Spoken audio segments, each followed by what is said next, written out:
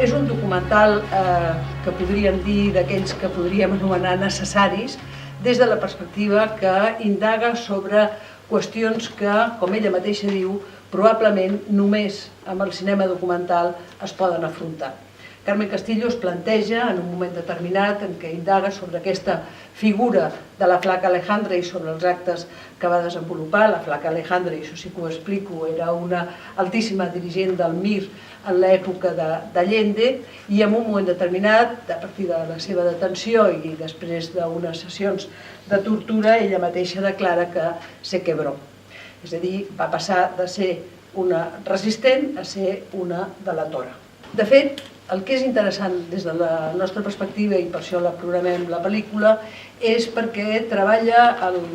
des del documental, des de les eines estrictament cinematogràfiques, una posada en forma, una posada en escena que no busca en cap moment ni l'efectisme ni busca remoure visualment les consciències, sinó que busca en si mateix, és un treball que busca en si mateix donar eines per poder comprendre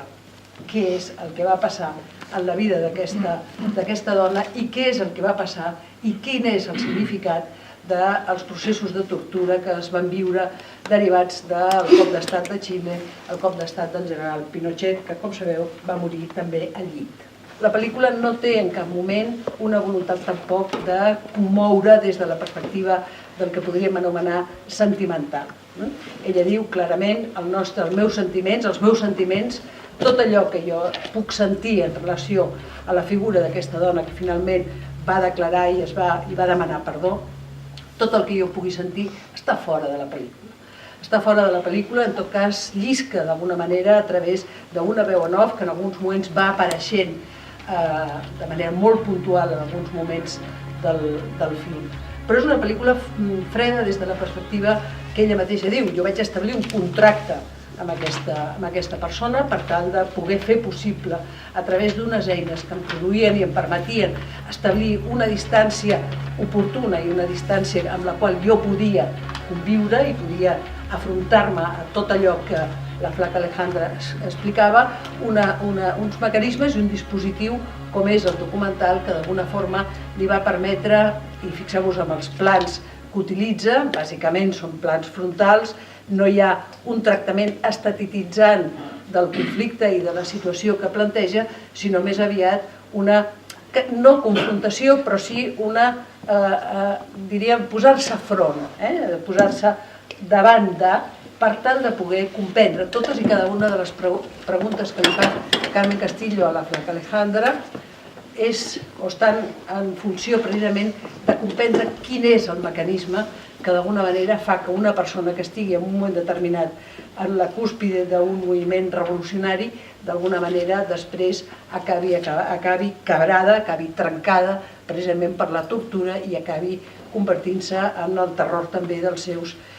excompanys. Yo la idea que quería transmitir, que es algo que no queda, bueno, que no tiene por qué, porque no es el objetivo de la película, es rescatar algo positivo que hay en el medio de toda esta barbarie. Yo creo que siempre existen, lo vi en Chile, lo vi en Auschwitz, siempre existen personas, pequeños grupos de personas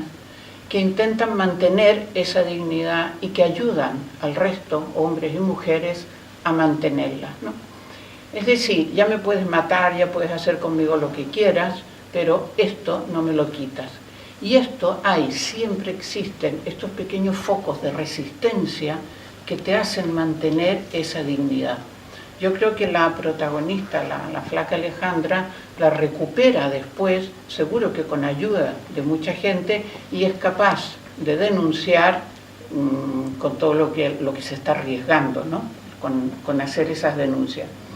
Yo creo que, por eso que me gustaría transmitir esta idea de esta gente que en medio de la barbarie son capaces de mantener la dignidad humana y sobre todo de mostrar solidaridad, gestos de amor, gestos de cariño con el resto, ¿no? Yo creo que esto es lo que más molesta al que tiene el poder en ese momento. Yo esto le llamaría, un poco parafraseando a Hannah Arendt, como la banalidad del bien. O sea, personas anónimas